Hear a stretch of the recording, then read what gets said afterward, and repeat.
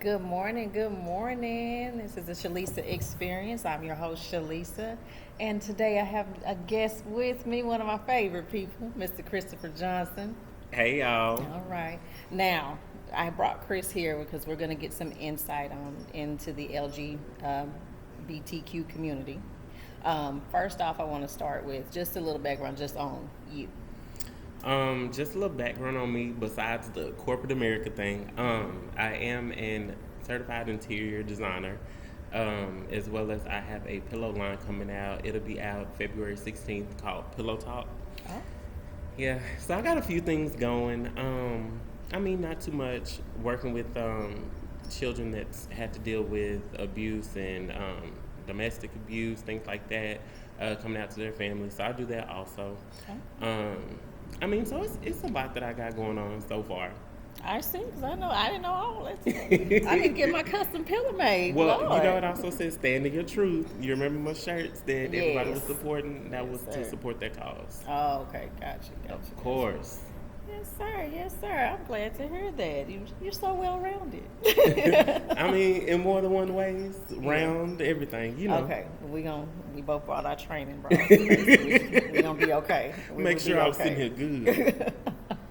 Okay. Now I wanted to start because I have a lot of questions, because curious questions, and the reason I chose you personally is because you're very outspoken. Very. Yeah, very outspoken and very honest. And I can't really ask you a bad question.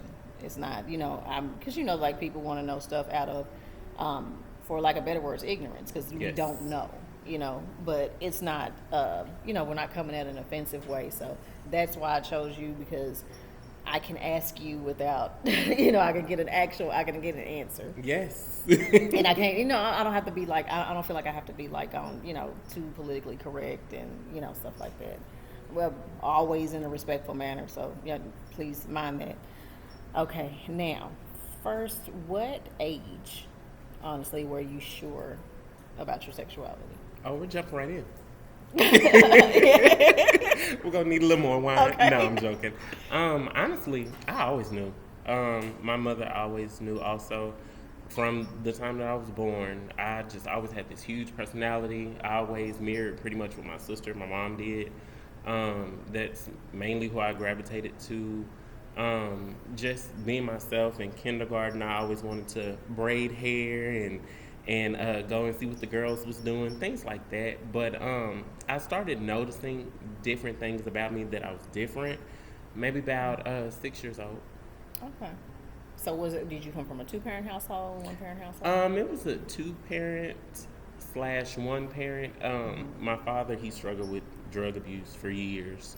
Okay. But he's been clean maybe about 6 years now. So, I mean, it's something different. Here I am 30. Don't tell nobody else that. I'm 30. But here I am 30. But, it's something we're working on. He's been clean for 6 years. So we're starting to build more of a foundation together. That's good. Yeah. Now, when you were actually, because I know since you've always known, but what made you actually like when you told other people, like at what age was that? I really didn't have to tell other people because the hardest person that I had to tell was my mother, but my mother had already knew. Mm-hmm. So it was kind of like a unspoken thing. Like Okay. when I brought the subject up, she was like, "Oh yeah, I've been knowing." It wasn't like I was waiting on you to say anything. Oh, okay. She had been knowing that. She would see me and different guys interact and things like that. And she would see the emotions, everything. You can't really hide anything from your mom. Yeah. But honestly, when I started telling people, and I felt like it was their business, it was maybe about when I was 13, 14. Okay. But did it cause anybody to be different towards you, or because it's like I mean, there's some people that you can tell, like Yeah. you just know, but to actually, because and I'm saying it also as a black community, we kind of put a hush on it. Yeah. Like don't ask, don't tell, type of thing. So once you put it out there, did anybody, act or look at you differently? Some people, I will say the hardest thing to deal with was my family. Most of my family, they're men. So, they look at me as the favorite cousin, favorite nephew, everything like that. They just took me as I was. But actually telling them, I kind of felt like they were disappointed. Not so that they didn't want me to go down that avenue, but that would have been another strike against me. Yeah. So, you're black, you're educated, and you're gay. Yeah. Just Exactly. count you out completely. Yeah. But I think that was the main issue that they really had. They wanted something different because they didn't want me to be looked at for something else. Exactly. But I really didn't have a lot of negative things. The only negative issue that I did have was my older brother. He felt like I didn't tell him directly, and he was trying to figure out why I couldn't come to him directly and tell him what was going on. Oh. But other than that, no. But I mean, y'all are still okay now? Or? Yeah, Okay. we've actually been working towards a great relationship because honestly, we're so much alike. Our attitudes are so much alike. We're both very strong-minded people. We would clash a lot. Yeah. But now that we've gotten older, he's had kids, we're starting to build more of a friendship. So we're getting much closer. He'll probably be calling here in a minute anyway. Now, what advice would you give to anybody that's in the same situation, that's coming out, whose, family may not know, or kind of want them to hush about it? Honestly, the advice that I would give, and it's not even just dealing with being gay, just standing your truth.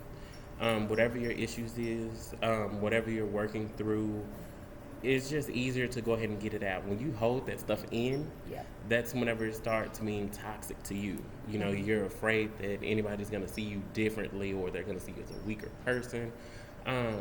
Get it out.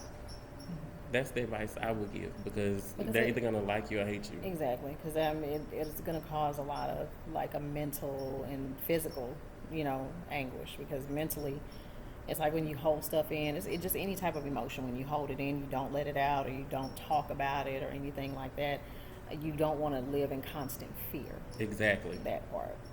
So, but I do want to go over like how has it impacted you and how you go about your, not necessarily how you go about your regular everyday life, but just say like as far as work and like it's, sometimes when you approach different people and that look or that stare or like that they kind of draw back a little bit.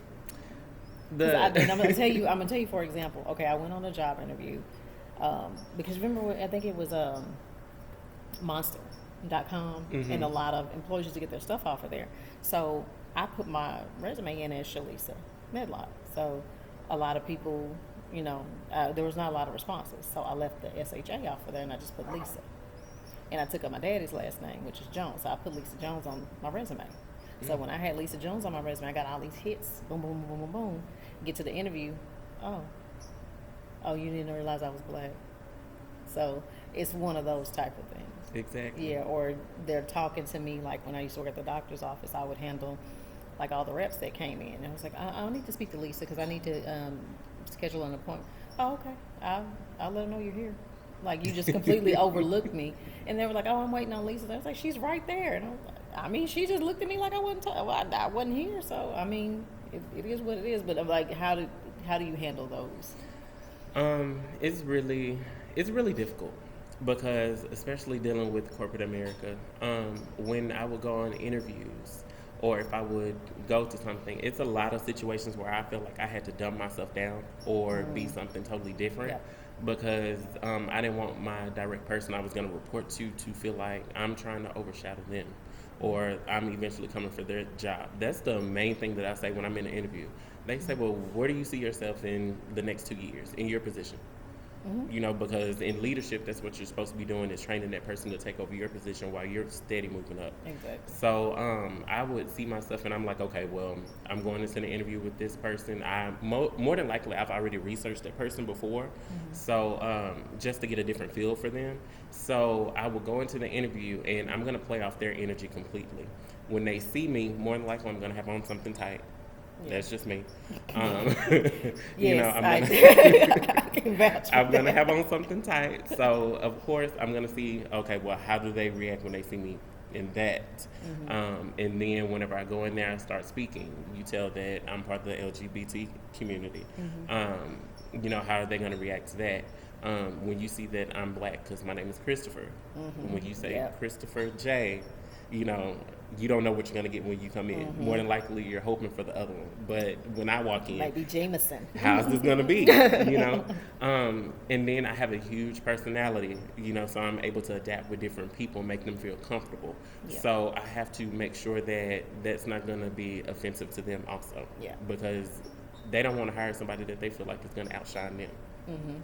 So, I mean, it's difficult, but you got to know your audience. I can definitely say, like, when I first saw you when I went for my interview, because I was waiting forever.